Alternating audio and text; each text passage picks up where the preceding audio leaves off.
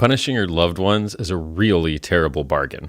So let's say someone does you wrong and you want to teach them a lesson and hope that they don't do it again. So maybe you yell at them, scream at them, slam doors, punch things, do whatever it is that you try and make your life worse doing so that they don't like it and then they change, right? Well, that's terrible because first, they've already wronged you once, which perhaps it might have been profitable for them to do. Maybe they showed up really late for something. Maybe even if it wasn't profitable, it was convenient. Now you are making your life worse through your own decision to try and influence them. And if you look at the dynamics of it, all you're doing is costing yourself now in the hopes that maybe the future turns out better. And that used to work a lot better when we had smaller societies where there's maybe 50 people. And in a society where there's only 50 people, your relationships are life or death. If there's a food shortage and you're not, doing well with everyone else in the group, you might not get food and then you might die, right? So we really, really care what other people think about us, and we really care about relationships that work well.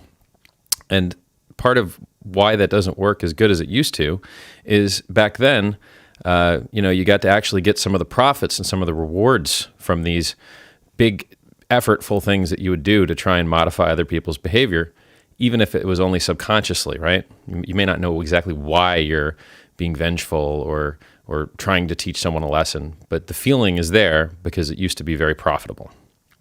So these days, you can have a bad interaction with a loved one in the morning, have your morning ruined, and now you're going to maybe have a bad day at work.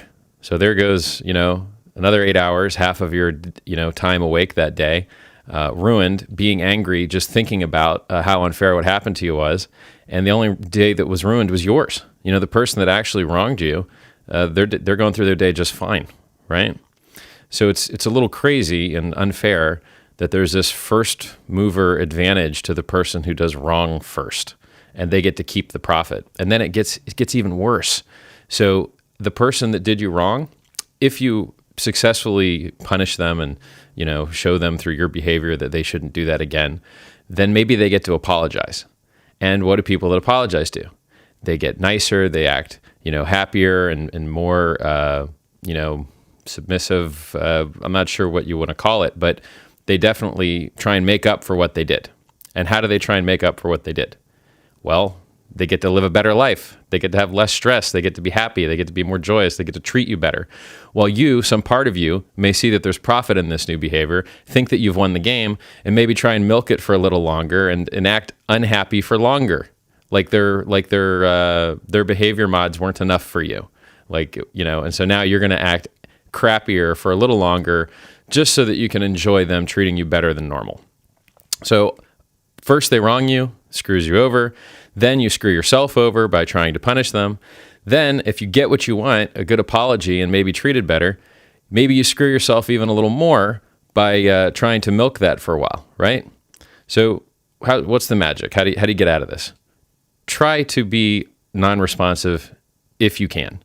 If you don't have to punish someone, or if you can get better behavior out of them without getting a really frowny face and if you can avoid that, then you get the profit of not having a bad day, not having to treat them, poorly, not putting so much energy and effort into it.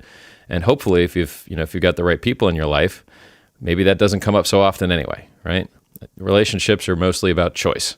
You're going to do a lot better having chosen the right people than you are trying to influence them to act better. People seem to change more often for the worse than for the good. And I know you can't choose your family so much as you can choose your friends and your lovers, but, you can change your environment, right?